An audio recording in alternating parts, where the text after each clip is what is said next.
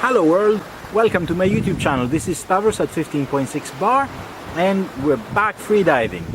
Now, we've already covered all the fitness part of the training that we can do to improve our skills in freediving.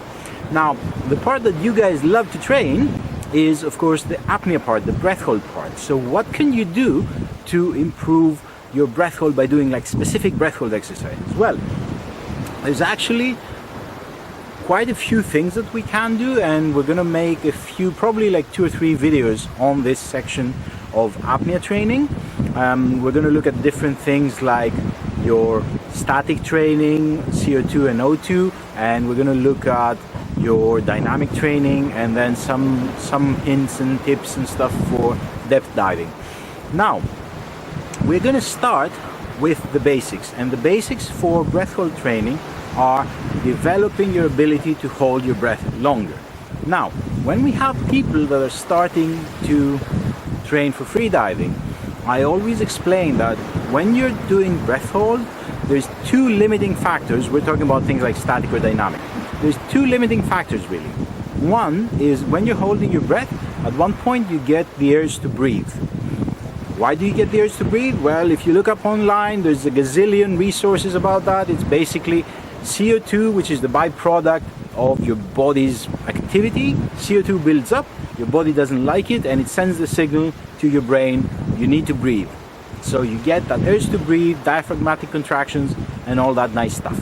Now, what I always say is that that is actually a fake limit. That is a limit that has to do with the way you perceive that signal in your brain.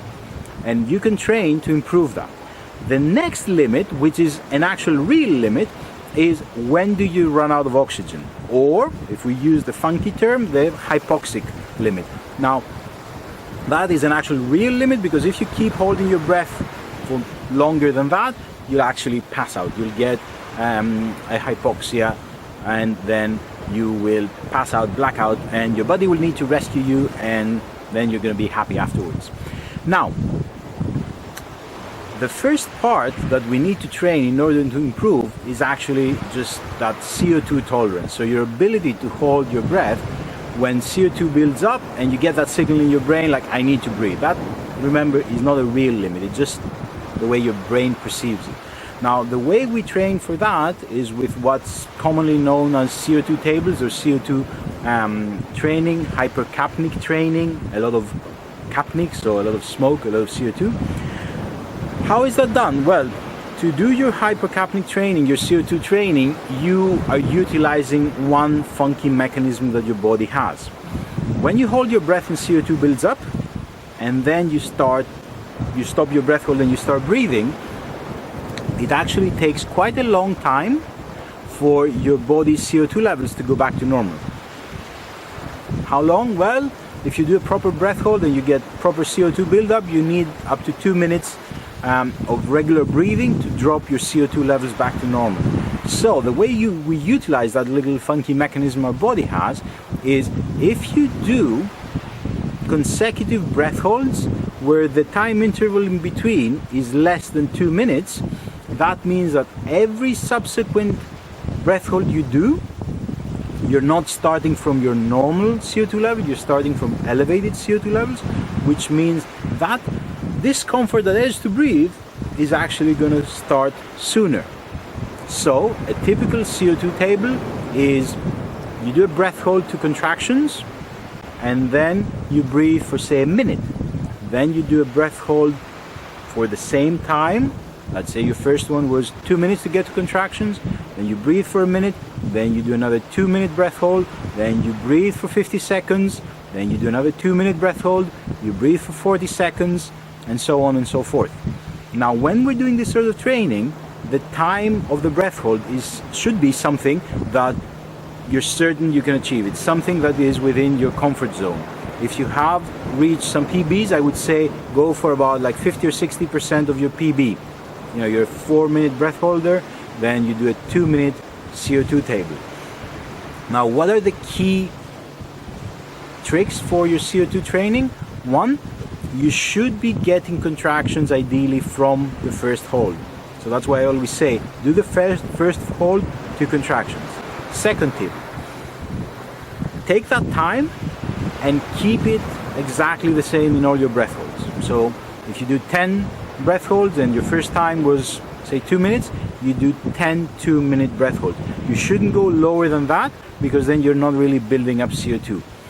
Other tip, when you have your breathing interval decreasing, make sure it decreases. So when you say you do a breath hold and then 50-second breathing and then another one and 40-second breathing, make sure that those 40-second seconds of breathing are actually 40 seconds and they're not a minute, because then you're actually ruining that CO2 buildup.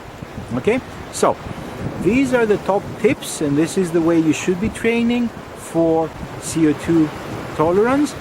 I need to point out at this stage, you should be, when you get into that phase where you want to build up and peak for your breath hold, you should be doing like 3, maybe 4 sessions of CO2 training. This can be done in dry static on your couch, which is really comfortable. You can also do it in dynamic, where rather than time interval, we have distance coverage. So rather than say 2 minutes, you're doing like 50-meter swims, consecutive 50-meter swims with a decreasing time in between. The final thing that I need to tell you about CO2 training is, again, don't have too much of it. A lot of people learn this training technique, and they love it, and it actually really works, and they just go at it, and they're doing it like year round, and they're doing it every day. Wrong. Don't go there. You don't want to do that. It will burn you out. Even those little 2-minute or whatever it is for you to get contractions, if you do them, if you're doing them like 5 times a week, every week of the year, it's going to burn you out. So keep that CO2 training for, let's say, the last 3 months before you want to reach your peak. 2 to 3 months, no longer. Don't do them around the year. If you want to throw one in every now and then, that's okay, but don't keep doing them year round. So that's everything I had to say on CO2 training. Thanks for watching this video. Remember, guys, click subscribe, keep coming back, click like and share these videos, and I'm going to be super happy and going to be filming more and going to be telling you all the little hints and tricks on breath holding. Thank you, and see you soon.